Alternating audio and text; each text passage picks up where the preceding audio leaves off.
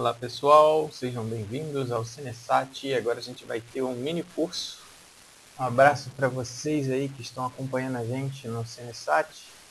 Esse mini curso ele tem o certificado individualizado, assim como as oficinas de mini curso. Então você tem que estar inscrito nessa modalidade para receber o certificado de cada uma dessas atividades. Então a gente vai falar agora sobre um tema que é um assunto recorrente na mídia faz uns anos, um assunto que eu fiz doutorado e muito se fala em burnout, né? A relação disso com o trabalho, como que isso está envolvido na gênese aí de outros problemas de saúde que a gente pode imaginar que aconteça, né? Ou inferir que possa vir a acontecer, né? Como fator de causa para outros problemas, ou associados a outros problemas, como ansiedade, depressão, suicídios e por aí vai. Então, os transtornos de ordem mental, geralmente têm uma afinidade e uma associação por serem dimensões subjetivas, né? Então, a gente vai continuar aqui a nossa atividade com esse mini curso. E a primeira coisa que eu trago para vocês é objetivos. A gente vai falar conceitos relacionados ao burnout, a relação dele com o ambiente de trabalho e a saúde do trabalhador. Lembrando que o conceito de saúde do trabalhador envolve a participação ativa do trabalhador, a sua concepção do que é a saúde, do que é a doença, de melhores meios de produção no ambiente de trabalho, como ele pode lidar com as situações, né, das demandas que ele tem do dia a dia, e que ele possa ter oportunidade de decidir sobre como ele pode controlar o ambiente de trabalho dele, e não somente o empregador. Discutir as consequências da síndrome de burnout na saúde do trabalhador, apontar estratégias que poderiam ser empregadas ao longo prazo. Então, uma coisa interessante para a gente falar é que o próprio Ministério da Previdência e Assistência Social reconhece o estresse e a depressão como doenças do trabalho, e os transtornos de ordem mental, eles constituem problema de saúde pública, e isso vem se arrastando ao longo dos anos. E assim, ao decorrer desse evento, vocês vão ver várias palestras falando sobre isso, que a própria organização do trabalho, o tempo de vida dedicado ao trabalho, vai chegar um momento em que a gente vai começar a rever o tempo gasto, assim como outros países aí já diminuem o tempo de horas trabalhadas semanais, né, para tentar mitigar, reduzir, amenizar esse problema que vem se tornando um problema de saúde pública relacionado às doenças ou transtornos, né, relacionados ao trabalho. E, por exemplo, em 2018, 450 milhões de indivíduos sofreram com algum tipo de transtorno mental. Então, uma em cada 4 pessoas será afetada em algum estágio da vida. E no ano de 2020, a depressão, por exemplo, foi a maior causa de afastamento no mundo, né? E com a pandemia e o isolamento, veio essa necessidade de a gente tentar reduzir esses casos. Aqui vem aquela ideia da bola de neve, porque o que acontece é que quando a gente fica no módulo automático de trabalhar, comer, dormir, né, e isso se repetir, vai chegar um momento que você percebe que você não vive, entre aspas, né? Porque viver você está realmente ali vivo, mas assim, viver de aproveitar os momentos da vida de uma forma que você possa criar, interagir com as outras pessoas, aproveitar a cultura, ter lazer, e isso tudo vai repercutir na qualidade daquilo que você está produzindo na forma do seu trabalho. A bola de neve, ela aparece a partir do momento que essas coisas, né, esses aspectos todos subjetivos de estresse, demanda, desorganização no trabalho, situações confusas, situações conflituosas, dinâmica ruim, né, difícil relação interpessoal, essas coisas vão todas se acumulando, e aí essa bola de neve vai rolando, rolando, ela vai cada vez aumentando.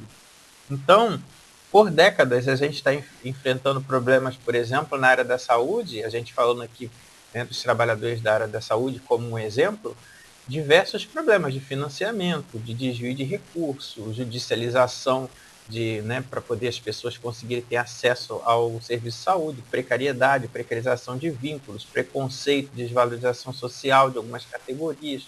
Então, soma-se a tudo isso, apareceu ali o coronavírus. que foi o momento para a gente refletir sobre a importância da gente tentar cuidar de nós mesmos e também tentarmos desenvolver estratégias para lidar com essa demanda de produtividade que o mundo do trabalho coloca, né? De viver ali na gaiola dos ratos, a corrida dos ratos, né? Naquela gaiola com a esteira, né? Com a rodinha ali. Tem esteira também para animais, mas estou falando da rodinha dos ratos ali, uma analogia, né? Uma metáfora. Então a gente tem uma intensificação do estresse, seja ele relacionado ao trabalho, né, ao ambiente onde você está, ao ambiente familiar, e esse estresse todo ele transcende, né? Então chega uma hora que essa bola de neve ela vira uma avalanche. Então aí seria a gente fazer analogia com alguns problemas aparecendo na nossa vida, né? Problemas de ordem mental.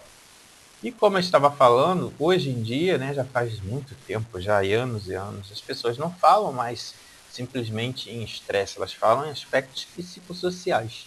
Então, esses aspectos psicossociais, eles têm uma repercussão muito grande, né, na saúde das pessoas. E tem um interesse mundial se estudar esses aspectos que envolvem o estresse. Por quê? Porque eles envolvem ali o ambiente de trabalho, ele transcende, né, o ambiente de trabalho, ele está no ônibus, ele está na família, tem uma magnitude muito grande. Então, toda parte que você está, tem situações que podem, cotidianas, que te levam ao estresse. E a vulnerabilidade da população devido à organização do trabalho, devido à demanda e exigências de você ter o tempo todo que produzir, de ser o melhor, de aparecer, de ter uma condição de vida melhor, de ter associação à qualidade de vida relacionada a ter muito dinheiro, né, a ser bem sucedido na vida. Então, essas cobranças todas, elas estão envolvidas aí com esse estresse e aspectos psicossociais. E a saúde, para a gente começar a fazer essa relação das coisas, ela tem vários determinantes, e ali elas estão envolvidos na saúde mental da gente. Então, os determinantes que envolvem qualidade de vida, hábitos de vida, história de vida e processo de saúde e doença. A forma como a pessoa entende e vivencia o que é saúde e o que é doença.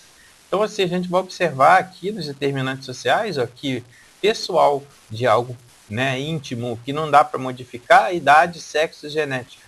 Mas em relação a outros fatores, eles são todos modificáveis, como você consegue ver aqui, por exemplo, estilo de vida, rede social e da comunidade, né, habitação, educação, são fatores que podem ser modificáveis por políticas, né, por boa ação do governo e também por políticas ali que possam atender, as políticas sociais que possam atender a melhoria dessa qualidade de vida das pessoas.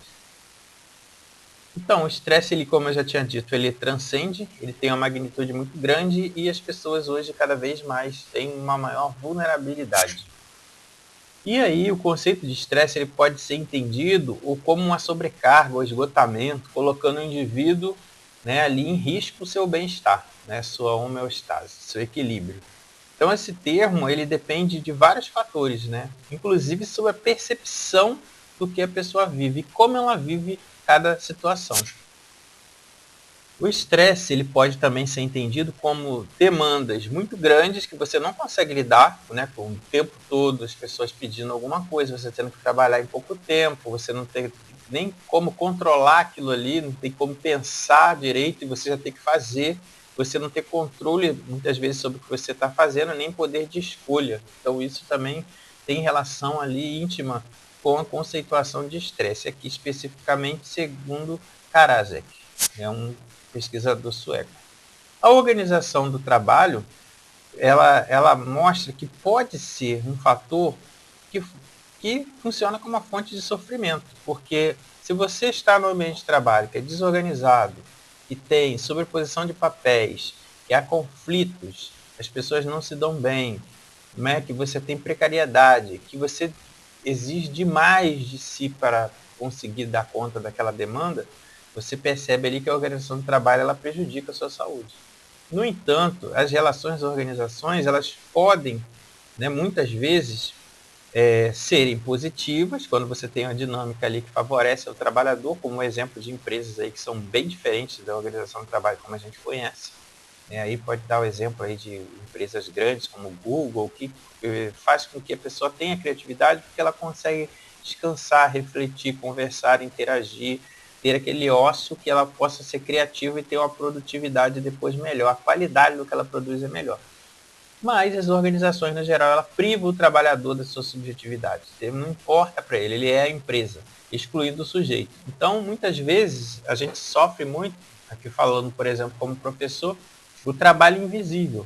Então, para poder fazer alguma coisa, as pessoas acham que é simplesmente só chegar ali e dar uma aula, ou esse evento que a gente está organizando é simplesmente a pessoa chegar ali e gravar um vídeo e colocar. E esquece que por detrás daquilo tem toda uma logística de contato com diferentes pessoas, de organização de material, de edição de vídeo, de construção de listas, de, enfim, certificado, documentação. É um trabalho invisível e praticamente infinito, mas que as pessoas não veem. Né? É igual como as pessoas falam assim, esgoto sanitário ninguém vê. Então, se é obra que ninguém vê, ninguém dá valor. Então, é a mesma coisa que acontece com alguns trabalhadores. Eles são essenciais, mas eles só vão fazer falta quando você retira ele de lá. Enquanto ele está lá trabalhando, você não percebe, porque o trabalho dele é invisível. E isso é um fator relacionado ao burnout, que a gente vai falar daqui a pouco. A pessoa muitas vezes se culpa por erros, né? O estresse é individualizado como uma causa só daquela pessoa. A interação com o ambiente, né? Esse ajuste dinâmico entre a pessoa e o local de trabalho, ele nem sempre é adequado. Algumas pessoas elas se encaixam muito bem em alguma atividade e outras não. Então elas precisam muitas vezes rever aquela atividade, aquele trabalho que ela tem, porque pode ser que não se encaixe a personalidade dela. É aquela frase, eu não nasci para isso, então vai procurar outra coisa. E por quê? Porque às vezes a pessoa ela não tem recursos suficientes para poder lidar com aquele grau de estresse ou as exigências que aquele trabalho impõe. E aí entra o apoio social ou o suporte social. Foi um tema do meu estágio de pós-doutorado. Enquanto que ele entra como um amenizador para a saúde mental de muitas pessoas. No caso, eu estudei a saúde de homens, relacionados ali ao trabalho e tal, como que isso tinha a relação, como que isso poderia amenizar o estresse deles. As estratégias de coping, né, é uma ação intencional, física ou mental iniciada em resposta ao estressor, por exemplo, dirigida para circunstâncias externas ou estados internos. Então, algumas, né, todas as pessoas ela têm estratégias de lidar com aquilo, uma estratégia de como ela vai internalizar aquilo e como que ela vai processar aquela informação. Né? E aí aqui esse gráfico mostra isso muito bem. A gente tem, por exemplo, demandas do ambiente, exigências, tarefas específicas e adaptações no setor que você está trabalhando, os recursos individuais que você pode dispor para lidar com aquilo, experiências anteriores, sua disposição, se você está descansado ou não, fatores genéticos, que algumas pessoas elas não conseguem lidar com determinados problemas e situações, o grau de saúde e bem-estar e eficiência que você está, se dormiu bem, né, se você está satisfeito com o trabalho, que entra burnout também, vamos falar daqui a pouco. E o apoio social que você recebe no trabalho, né, dos amigos, às vezes da própria empresa, né, às vezes da chefia. Então a gente tem aqui um equilíbrio entre as demandas e os recursos de enfrentamento, as estratégias de coping, ou coping. Então aqui vem a gente quando isso está em desequilíbrio, o que a gente pode encontrar? A gente pode encontrar ali aquela reação de luta ou fuga, só que a gente não está mais na floresta correndo de predador e nem está lutando para poder conseguir alguma caça. Então o que acontece? Nosso organismo ele não foi projetado para ficar o tempo todo em situação de luta ou fuga, né? Com a glicose alta, né? Com a atenção e a memória no máximo, né? Com a pressão sanguínea alta, com uma diminuição da percepção da dor, né? E aí cai a serotonina, o sistema imune pode ficar suprimido, então isso tudo não é bom para a gente. E a psicossomática entra justamente quando tem esse desequilíbrio.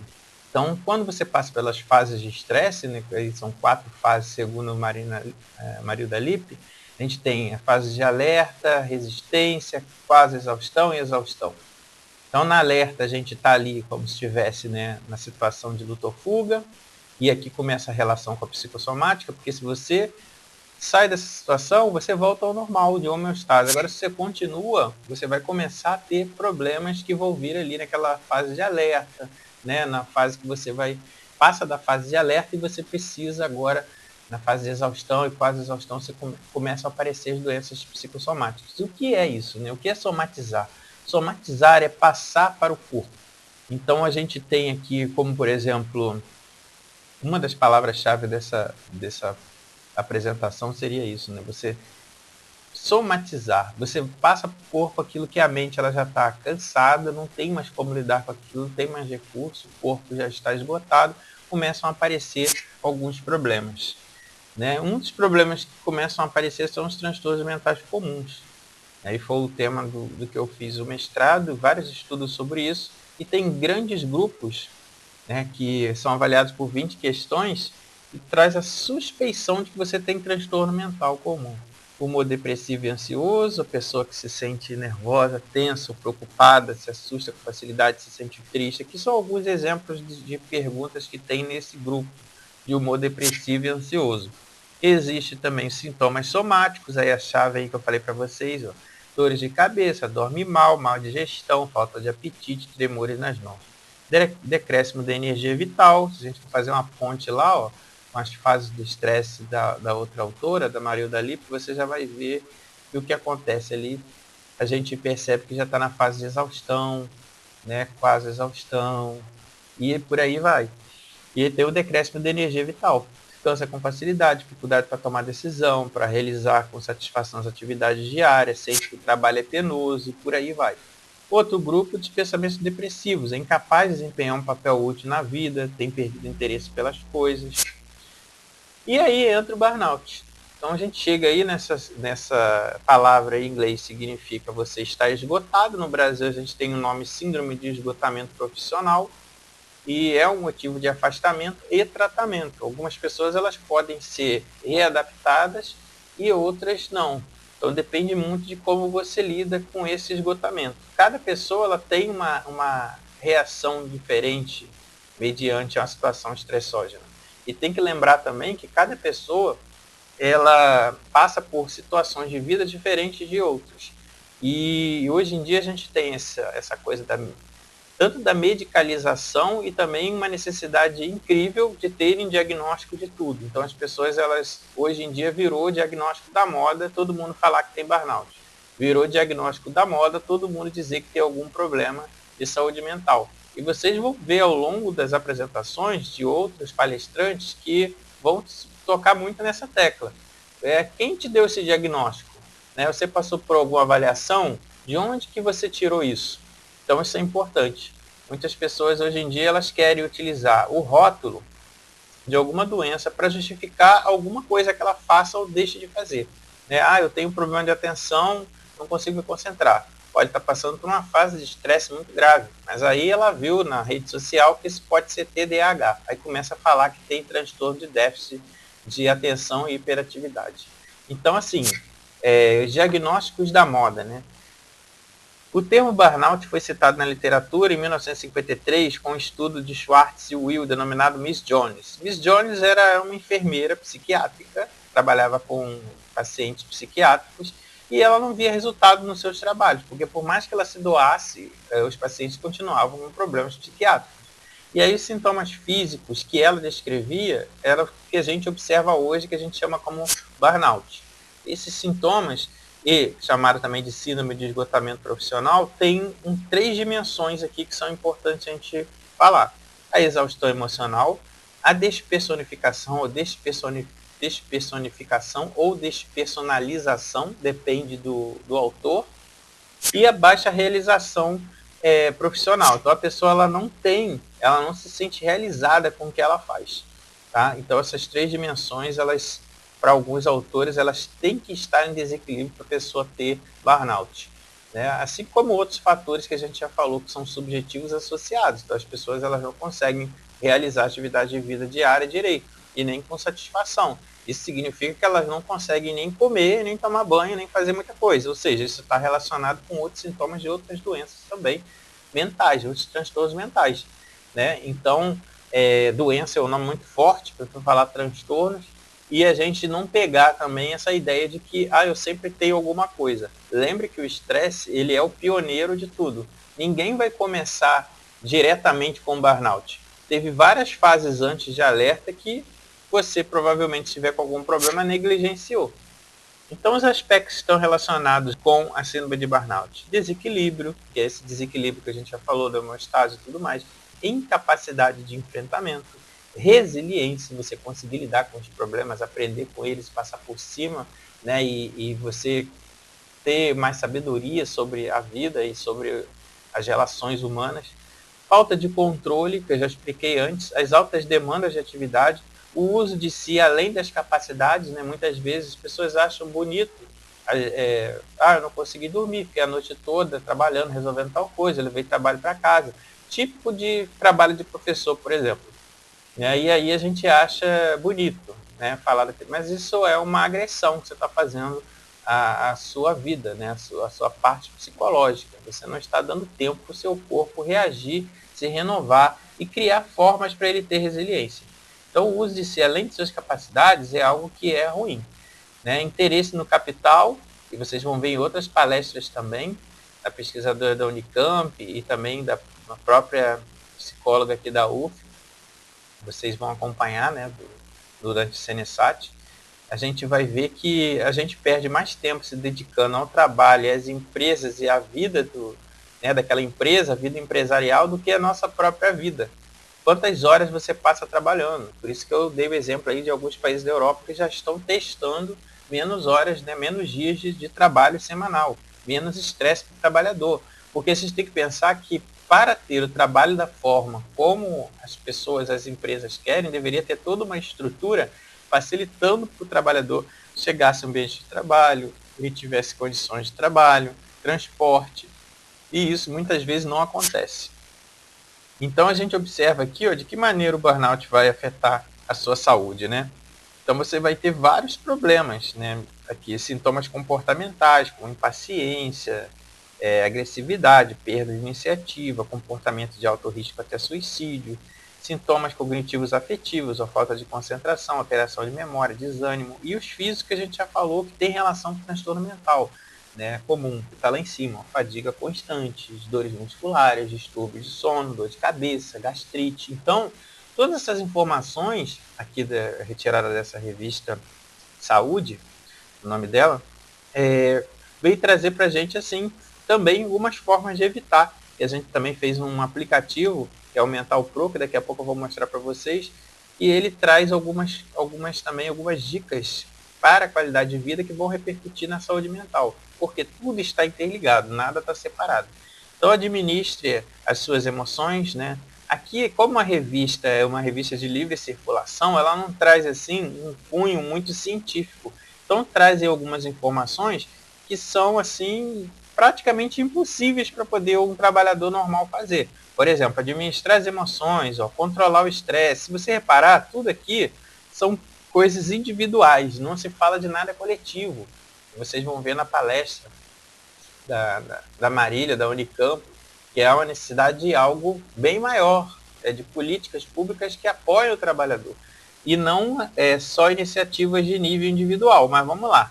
Né? Então aqui, adquira habilidades, é algo positivo, né? Você ter alguma coisa de lazer, você criar algo, né? Você ter um hobby, encontre um trabalho que se ajuste a você. Nem todo mundo pode fazer isso.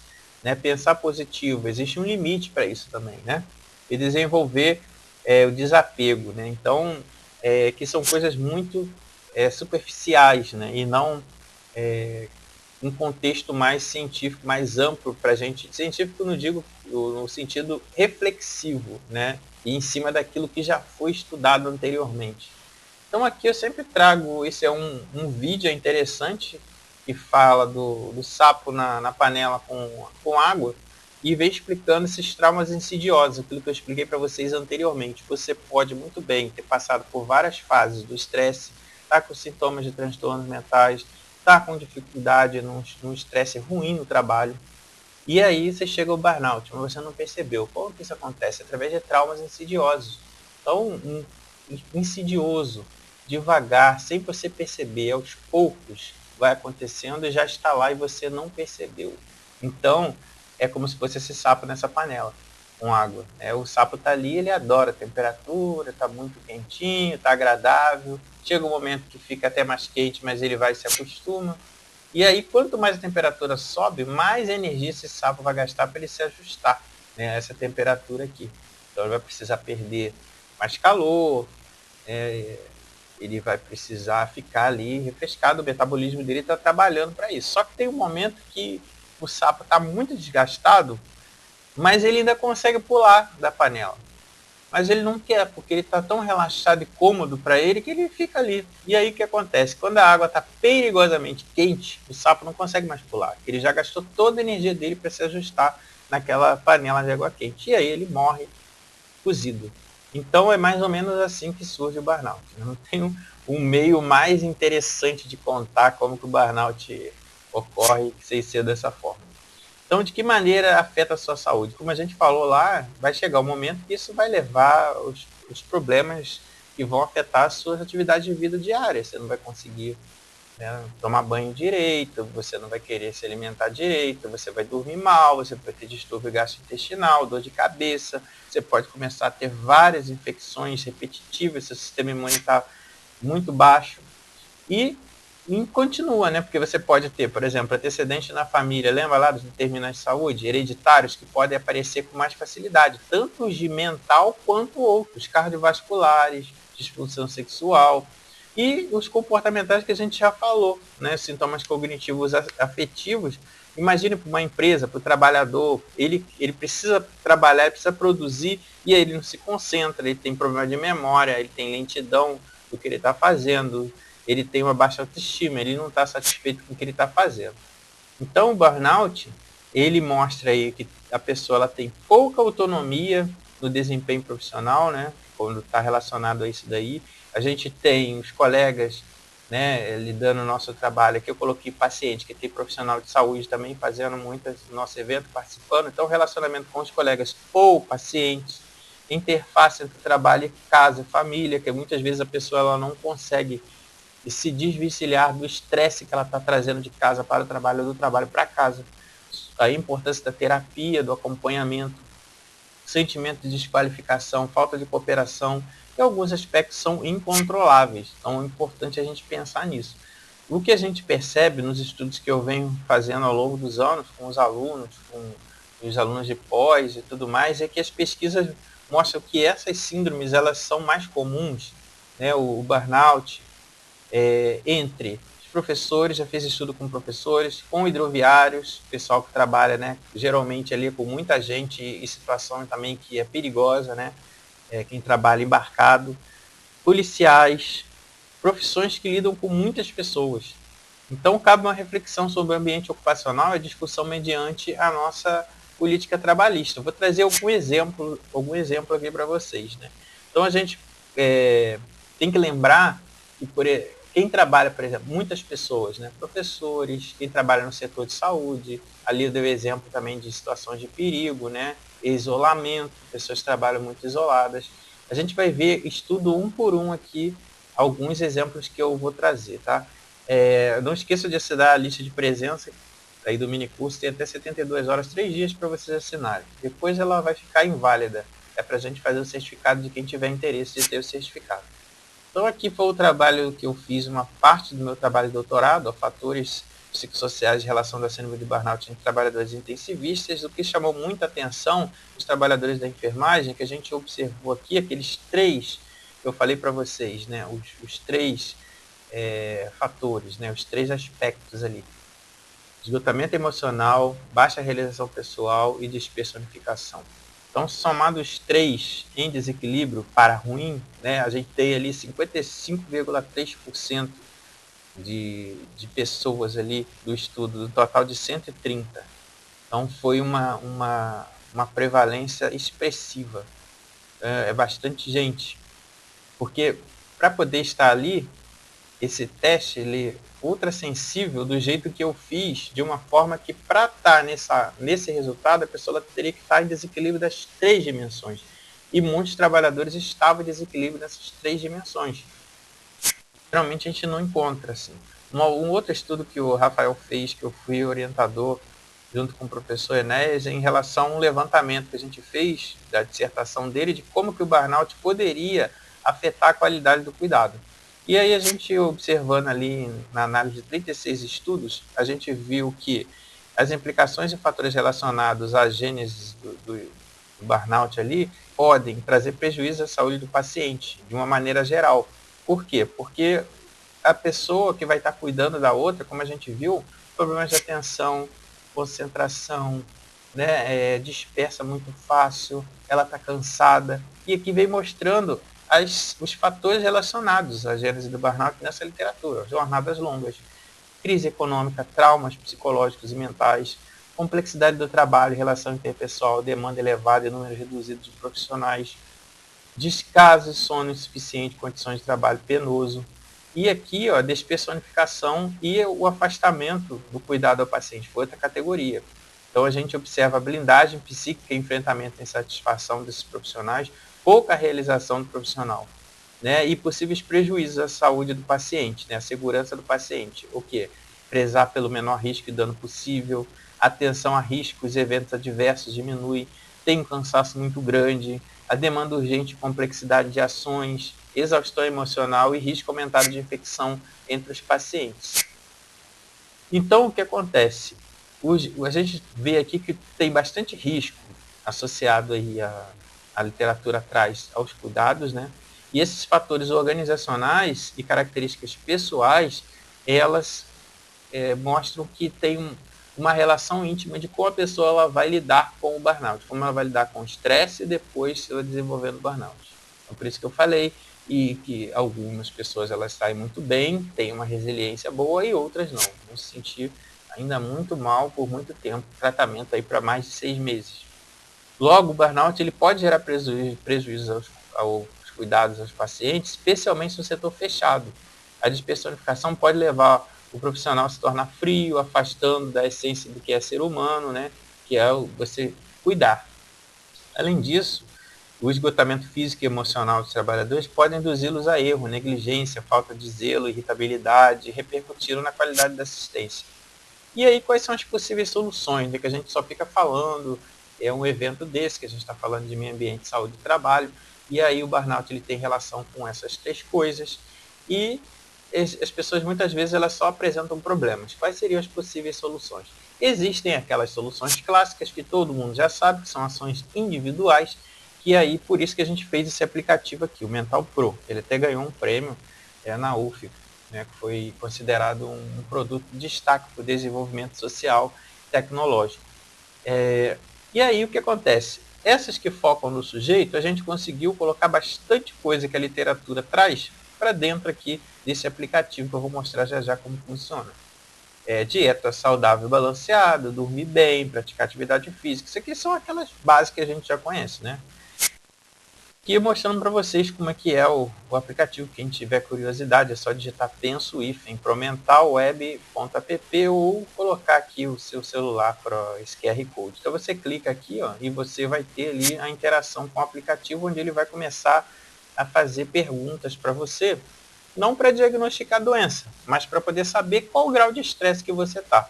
Obviamente, né, por eu ter levado junto com os bolsistas 3 anos para fazer isso, ali estaria tudo que eu estudei até hoje de estresse e saúde mental nas escalas que eu estudei. Eu apliquei, fiz pesquisas de campo e muitas. E aí, primeiro é o SRQ, a outra pergunta, o outro questionário é sobre o estresse, né, no trabalho, e a terceira é sobre o burnout. Então aqui é o SRQ, depois a dinâmica de trabalho, escala de demanda e controle do estresse de Karasek, escala de estresse no trabalho, que é chamada ela pela tradução aqui no Brasil. E aqui a gente tem a última, que seria o MBI, que é o Maslach Burnout Inventory, que aí a gente adaptou também as questões buscando ali sinais de que a pessoa teria algum sintoma, sinal ou sintoma, né, de burnout. Mas volto a dizer, o nosso objetivo não é diagnosticar doença, você vai ver que você nem completa o teste todo, é para a gente ter um rastreamento e saber o seguinte: você realmente está estressado, né? Você não está estressado, você está bem, né? Você está um pouco estressado. E ali você vai ter as condutas que você pode realizar para diminuir esse estresse. Aqui é um dos resultados: você parece bem, você está um pouco estressado, né? E ali também no fim tem um botão que você pode buscar aqui, ó, os principais locais de atendimento, unidades básicas de saúde relacionadas à saúde mental. Tá lá o botãozinho que vai aparecer. Essa parte interativa é a principal parte do trabalho, desse aplicativo. Tanto que a gente já modificou um pouco a tela de entrada dele.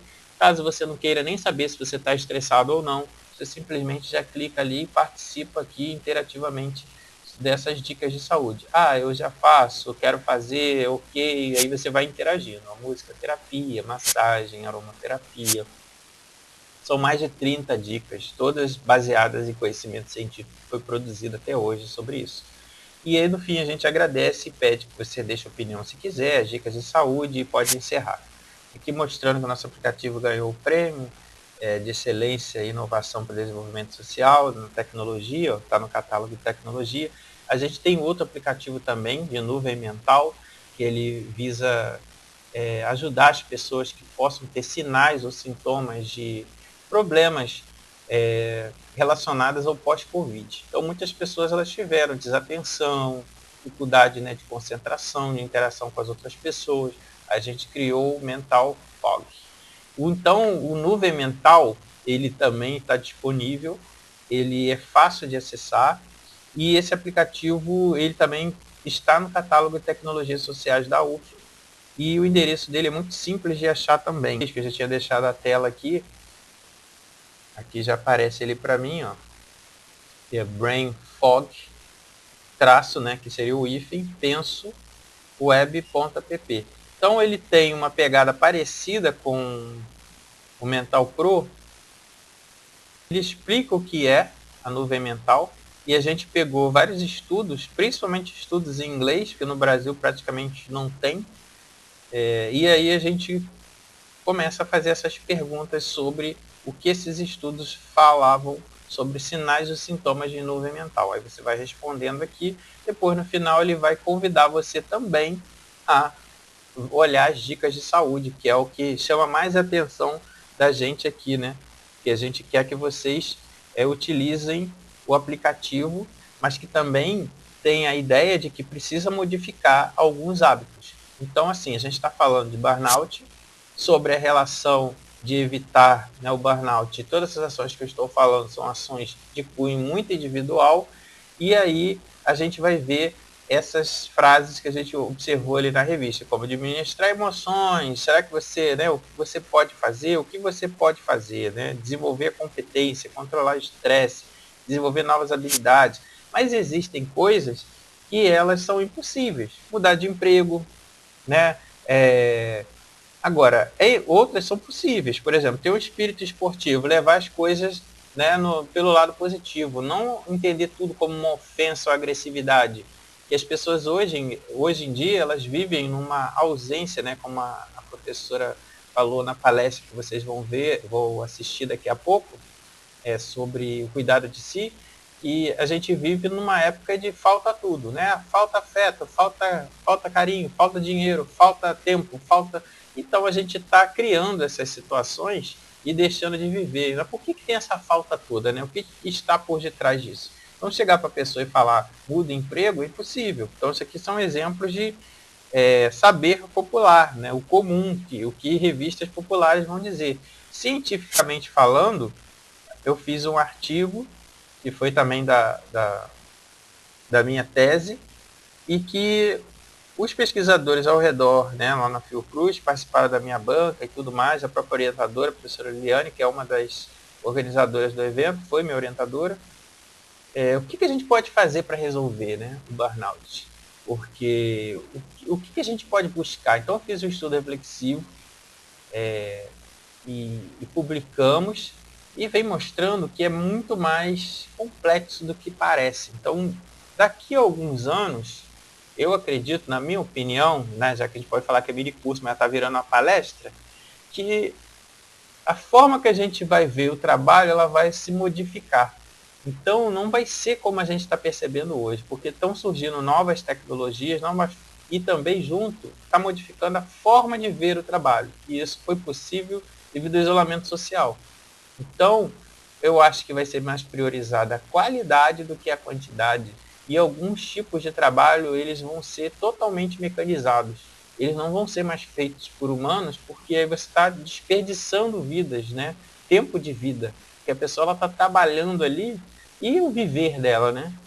E a vida dela, como que fica. Então aqui nesse artigo, a gente trouxe que é importante ter a qualidade de vida no trabalho, ter o conhecimento científico atrelado, né? Você ter os aspectos políticos, então ali vem as políticas que apoiam, a política no sentido de negociação dentro da empresa, seja também, né, nos nossos dirigentes em Brasília, com políticas públicas que apoiam, e os aspectos institucionais e sociais que apoiem também, dê voz ao trabalhador, para que o trabalhador seja ouvido. Isso tudo, o que vai acontecer? É sinérgico. Se uma parte não acontecer, a gente não vai ter resolução da organização do trabalho, que parece penosa e custosa demais para a saúde mental do trabalhador, né? Então, a gente precisa pensar, será que seria suficiente só as ações individuais?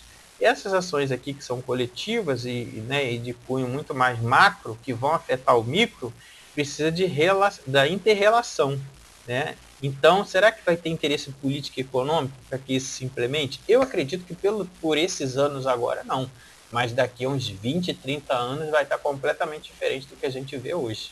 E muito provavelmente as próprias empresas vão perceber que elas vão estar perdendo muito dinheiro e muito tempo se ela não investir no próprio trabalhador dela, né? Porque vai ser difícil. E tem alguns países que já passam por esse problema. Falta mão de obra e você fica dando vários benefícios e atraindo aquelas pessoas para irem para lá, porque senão não vai ter determinado tipo de trabalhador.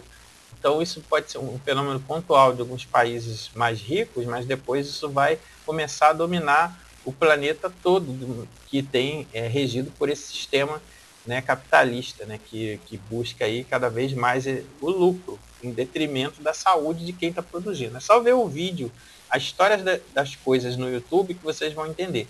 A obsolescência programada, a pessoa que destruiu a sua cultura e o meio ambiente para produzir cada vez mais e ganhar dinheiro com aquilo ali, só que a próxima geração fica com o quê? Ou até mesmo a sua própria geração mesmo já sofre com algumas mudanças ambientais. Então isso tudo é muito importante de pensar, que são ações mútuas. Então, desamarrando esses nós sobre o burnout, a gente percebe que o estresse é uma resposta natural do organismo. Aos tipos de estresse, e essas fases do estresse, elas devem ser reconhecidas. Eu não me alonguei muito nas fases, né, mas é importante você perceber que quando você está numa fase de alerta, se você já voltou ao normal, né, ou se você avançou, né, para uma fase de quase esgotamento, né, e você já está esgotado. Isso é importante. As altas demandas de atividades, você tem que perceber o quanto que o trabalho está te consumindo na vida, mas não significa dizer que você não tem que trabalhar, né? Porque o trabalho ele dignifica o homem, a mulher, a humanidade, nesse sentido, né? O trabalho ele traz felicidade quando você se sente realizado. A questão é quando você não percebe que aquilo se tornou uma forma de exploração e você está perdendo sua saúde, né? Você está perdendo o seu bem-estar por causa do trabalho. Então, grande parte das doenças que levam à morte, né, essa grande parte ela é influenciada pelo estresse, né, com destaque para as doenças cardiovasculares, são as que mais matam no Brasil. Aí fica ali, né? Ou é infarto ou é derrame, uma das duas coisas. E o câncer ali subindo cada vez mais. Aí quando você vai ver os fatores associados ao câncer, tem vários aspectos ambientais, que incluem o estresse, e outras coisas relacionadas ao estresse, que são consequências do estresse já. Insônia, né, exposição ali à luz há muito tempo, que você não dorme, você fica em telas o tempo todo, a destruição da saúde mental por você estar o tempo todo ligado a redes sociais. Então a gente vê hoje uma problemática muito grande que a humanidade se enfiou e criou, e ela não sabe lidar com isso de uma forma efetiva, porque as pessoas elas olham o problema somente sobre a ótica dela, assim como só olha a vida e a situação que ela está vivendo sobre a ótica dela, ela não olha o coletivo. E o coletivo ele é essencial para essas mudanças que são permanentes. As atividades de cunho individual elas podem ser funcionais pontualmente. Uma coisa é você falar que para você amenizar seu estresse, você precisa fazer exercício, e você põe na sua cabeça que você vai fazer exercício todo dia. Aí você vai lá e começa, está todo doído, não consegue mais, no outro dia você já está desanimado, aí você se força e vai, no outro começa a ter um monte de lesão, aí desiste, né, e continua sedentário. A outra é uma ação coletiva, onde você está num projeto, sei lá, se você é idoso, ou até mesmo quem é mais novo vai fazer atividade, você tem um grupo. O grupo de caminhada, é o grupo que vai jogar vôlei, é o grupo que vai correr, e aquele grupo ele se fortalece, ele se mantém, ele vai dando um apoio social, e quando você vai ver aquilo surte um efeito por mais tempo, e um vai motivando o outro. E isso você pode levar para tudo. Então, é importante que a gente tenha pensamentos coletivos. A saúde em si, ela é coletiva, nós somos seres sociáveis. Por isso a gente precisa de mudanças complexas que envolvem política, instituição, cultura, ações individuais, o foco na qualidade de vida. E sem saúde mental a pessoa fica disfuncional, como a gente viu aqui ao longo desse mini curso. Por isso você precisa se cuidar. Então eu trouxe aqui algumas referências. Vocês podem deixar perguntas aí nos comentários do vídeo. Estou sempre em contato lá também pela nossa rede social, @Espaço Aberto Saúde UF. Espero que vocês tenham gostado dessa verdade, um mini curso. Se tornou uma palestra, que eu trouxe até a opinião. Espero que tenham gostado do nosso seminário até agora. E é isso. Eu agradecer aqui a todos os organizadores aí que estiveram envolvidos com a gente. E espero que vocês aproveitem aí ao longo da semana a apresentação de trabalhos, mini cursos, as palestras, e divulguem aí o nosso evento. Muito obrigado a todos e um ótimo evento para vocês.